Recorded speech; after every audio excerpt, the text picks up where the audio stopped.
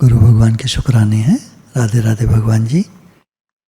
हमारा जो भगवान से अपनापन है ये स्वतः सिद्ध है।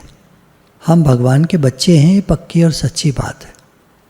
इस दुनिया में हम आए तो कहाँ से आए? भगवान से आए।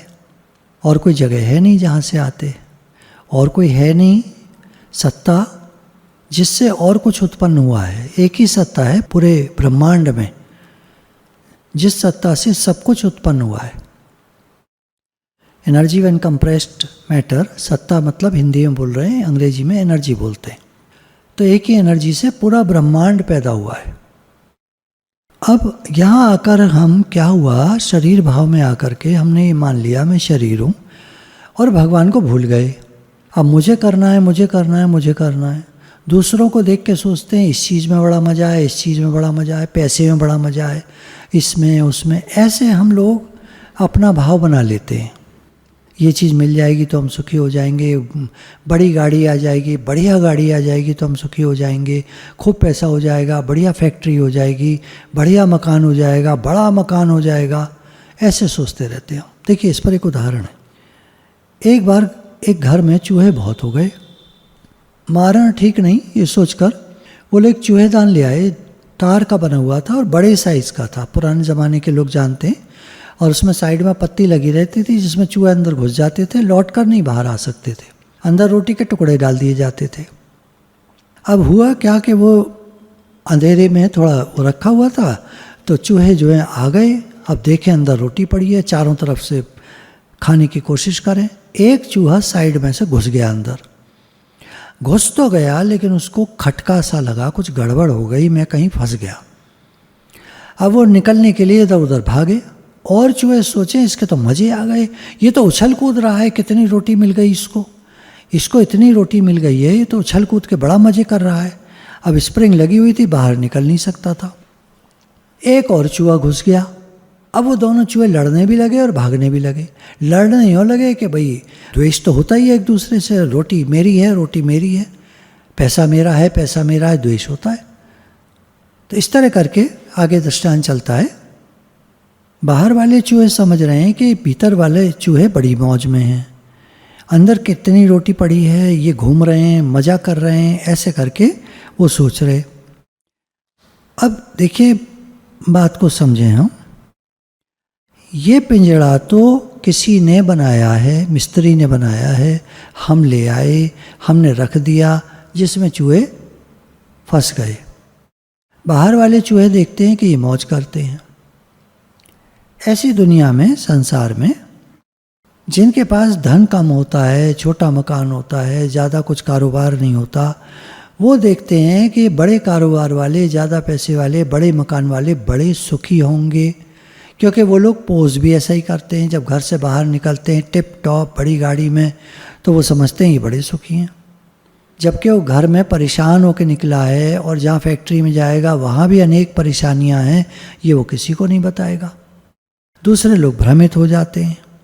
वो सोचते हैं हम अधिक से अधिक धन इकट्ठा कर लें, झूठ कपट चोरी बेईमानी किसी तरह से भी हम धनी हो जाएं, बड़ा मकान हो जाए, बड़ी गाड़ी हो जाए, धन हो जाने से खूब मौज हो जाएगी, आनंद हो जाएगा। जिनका विवाह नहीं हुआ है वे देखते हैं कि विवाह किए हुए लोग बड़ी मौज में हैं, हम तो ऐसे ही रह गए, किसी तरह से हमारा विवाह हो जाए। जब उनका विवाह हो जाता है और पूछा जाता है जयराम जी की भाई साहब क्या ढंग है, तब वो कहते हैं बड़े फंस गए। नहीं कहते तो अंदर में सोचते हैं हम तो फंस गए। बड़े शहरों में नौकरी करते हैं, अकेले होते तो कहीं भी रह जाते, अब तो बड़ी मुश्किल हो गई है। बाल बच्चों को कहाँ रखें, कैसे रहें, उनकी पढ़ाई आदि का प्रबंध करना है, वे बड़े हो जाएं तो उनका विवाह करना होगा, बड़ी आफत आ गई। ऐसे लोग जो पहले सोचा करते थे कि धनी आदमी बड़े सुखी होते हैं, बड़े आराम से रहते हैं, अब उनके समझ में आने लगता है कि नहीं ये तो परेशानियां हैं, जितनी संपदा उतनी आपदा। अच्छा उनके पास रहकर देखो, रात में उनको चैन से नींद नहीं आती, समय पर भोजन नहीं कर पाते, दोपहर के 2 बज जाएँ, 3 बज जाएँ, 4 बज जाएँ, रोटी खाने की फुर्सत नहीं मिलती, रात में 11-12 बज जाते हैं। ऐसे अनेक उदाहरण आते हैं। केवल पुस्तकों की बातें नहीं हैं, ये देखी हुई बातें हैं। पुस्तकों की बातें भी सच्ची हैं, ऋषि मुनियों ने लिखी हैं, अनुभव करके लिखी हैं, लेकिन ये जो आजकल व्यवहार में देखा जा रहा है ये भी सही है। कलकत्ता की बात, एक सज्जन दलाली का काम करते थे और सत्संग में आया करते थे। वे कहते कि धनी आदमी सत्संग में क्यों नहीं आते, इनके पास इतना धन है कि बैठकर खाएं तो भी अंत ना आए, इनको सत्संग में आना चाहिए, ऐसा कहते। लेकिन धीरे धीरे दलाली करते करते उनके पास भी ज़्यादा धन हो गया और धीरे धीरे उनका सत्संग में आना कम होता गया और फिर बंद हो गया। अब सत्संग के लिए समय ही नहीं मिलता था। उनसे बात हुई, पहले आपको दिखता था कि धनी आदमी सत्संग क्यों नहीं करते, अब आप क्यों नहीं करते, करें कैसे, धंधा बहुत बढ़ गया है, समय नहीं मिलता। सरोवर में जैसे जैसे पानी बढ़ता है वैसे वैसे कीचड़ भी बढ़ता है। पहले कीचड़ कम होता है क्योंकि पानी नीचे होता है, बाहर मिट्टी और उसमें घास होती है तो वहाँ कीचड़ नहीं होने पाती। पानी बढ़ता जाता है तो घास मरती जाती है, घास मर जाती है तो मिट्टी जो है कीचड़ वाली हो जाती है। जैसे जैसे धन अधिक बढ़ता है वैसे वैसे दरिद्रता भी बढ़ती है। दरिद्रता मतलब उनकी आवश्यकताएं, इच्छाएं सब बढ़ती चली जाती हैं। आम आदमियों का ध्यान उस तरफ नहीं जाता, विचार नहीं करते।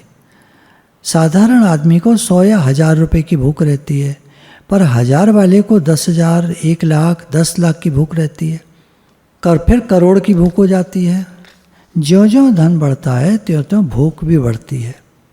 साधारण आदमी को लाखों की भूख नहीं होती, उसको तो कुछ 1000 मिल जाए बस उसके लिए काफ़ी होता है, लेकिन वो ये समझ नहीं पाता और की तरफ भागता है और चूहों की तरह फंस जाता है। भाइयों ध्यान दो, अधिक पैसों की आवश्यकता नहीं है। आपके पास जितने पैसे हैं उन्हीं का बढ़िया से बढ़िया उपयोग करो, उनसे बड़ा भारी पुण्य होगा। अधिक पैसों से अधिक पुण्य होगा ये कायदा नहीं है, ऐसा नहीं हो पाता है। मनुष्य के पास जब पैसा बढ़ता है तो उसके देने की सामर्थ्य देखा जाता है कम होती जाती है। जब तक पैसा ठीक ठीक रहता है वो ठीक ठीक ही दे पाता है दूसरों को भी, और खुश होता है दे करके, और दूसरे लोग लेकर खुश होते हैं। धन बढ़ता है, कोई मांगने वाले आ जाएं तो वो देने में कसमस आता है, परेशान होकर देता है। लेने वाला तृप्त नहीं होता, वो सोचता है इनके पास इतना धन है, इन्होंने क्या दिया थोड़ा सा ये। तो ज़्यादा धन होने से देने का जो कायदा है वो बढ़ जाता है। जैसे मानो आपको 2% देना है, 10% देना है, 10% तो कम लोग देते। कुछ लोग हैं भारत में जो अपनी आय का 33% दान करते हैं, 1/3।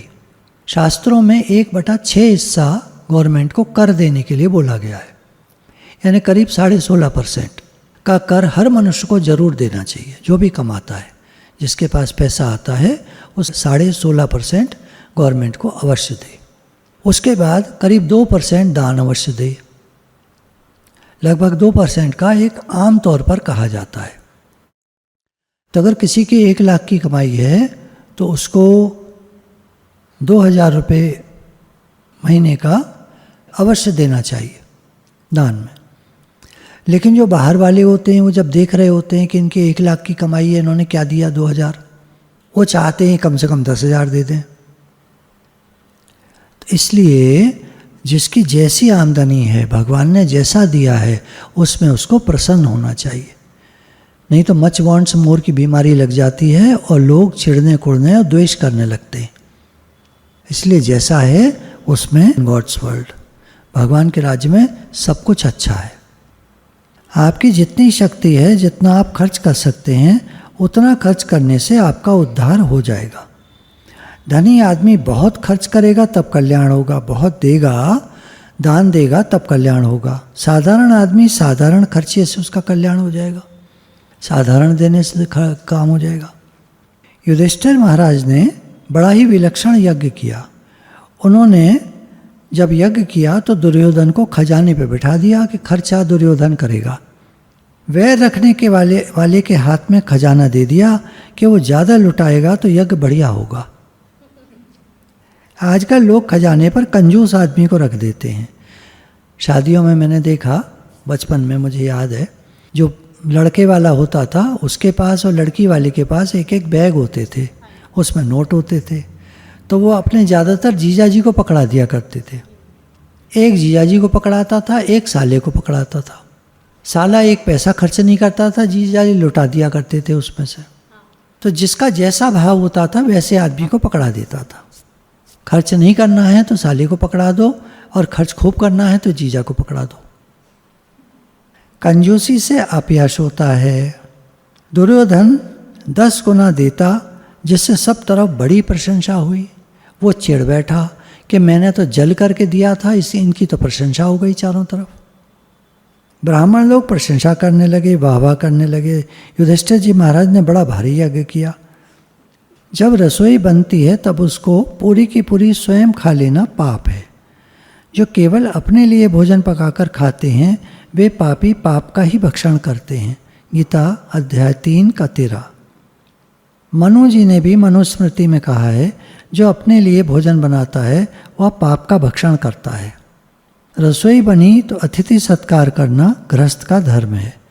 भगवान ने ब्रह्मचारी, वानप्रस्थी, सन्यासी सबका पालन पोषण करने की जिम्मेवारी गृहस्थियों पर रखी है। इसलिए कोई घर पर आ जाए तो कुछ दे दो। पेट भर खाना खिलाना है ऐसा कोई नियम नहीं है, परंतु कुछ न कुछ दो। लौकिक कहावत है, हाथ का उत्तर दो, जबान का उत्तर मत दो। यानी कोई कुछ दे तो लौटकर तुम भी दो, लेकिन अगर कोई कुछ कह दे उल्टा सीधा तो तुम जवाब मत दो।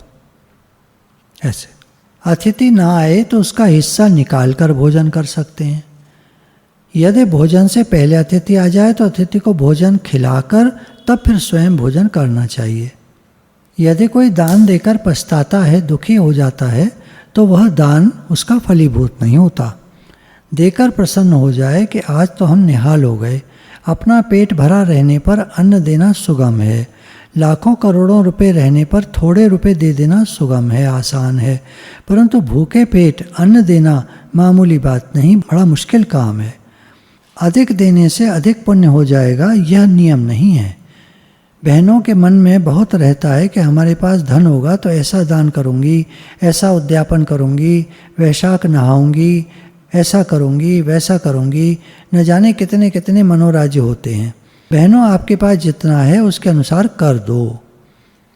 माल पर जकात टैक्स लगती है। आपके पास माल नहीं तो टैक्स किस बात का?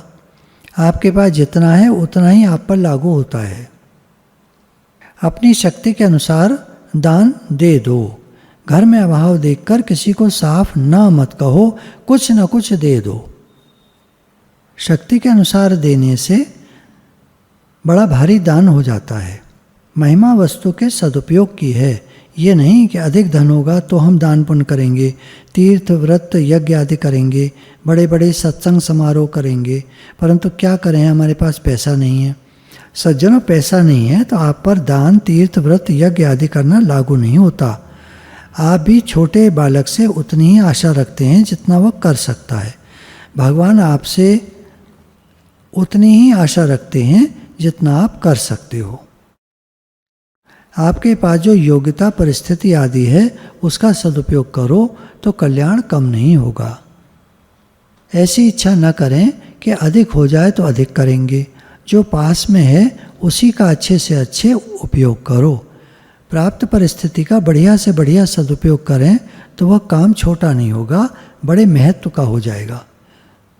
एक रामायण टीका में एक कथा किन्हीं संत जी ने लिखी। राम जी और रावण का आपस में घमासान युद्ध हो रहा था।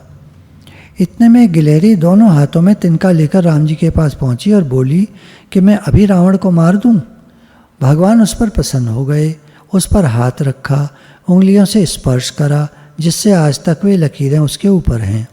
गिलहरी में रावण को मारने की क्या ताकत है, पर उसने अपना पूरा बल लगा दिया, जिससे भगवान प्रसन्न हो गए। आप दूसरे के उद्धार के लिए अपनी पूरी शक्ति लगा दें। भगवान देखते हैं कि मामूली शक्ति होते हुए भी वह दूसरों के उद्धार के लिए चेष्टा करता है, तो मैं कम से कम इसका उद्धार तो कर ही दूं। साधारण शक्ति वाला जब अपनी पूरी शक्ति लगाकर दूसरों के हित की चेष्टा करता है तो अच्छे अच्छे संत महात्माओं पर और भगवान पर भी उसका असर पड़ता है। एक बच्चा कुछ बोझा उठाता है तो कहते हैं वाह वाह वाह वाह कितना बोझा उठा लिया, जबकि उसी बच्चे को आप एक हाथ से उठाकर रख सकते हैं। बच्चे ने अपनी पूरी शक्ति लगाकर बोझा उठाया, इसलिए आप उसकी वाह वाह करते हैं। ऐसे ही सज्जनों, आपको जो वस्तु परिस्थिति आदि मिली है उसका सदुपयोग करो। आप चाहते हैं धन मिल जाए, अच्छी परिस्थिति मिल जाए, हमारा शरीर निरोग हो जाए तो हम अपना कल्याण कर लेंगे, पर क्या करें, हमारे पास विद्या बुद्धि योग्यता नहीं है। वास्तव में आपसे अधिक विद्या बुद्धि योग्यता की कोई आशा रखता भी नहीं है, भगवान भी नहीं रखते। आपके पास जितना है उसी का अच्छी तरह से उपयोग कर दीजिए, भगवान कल्याण कर देंगे।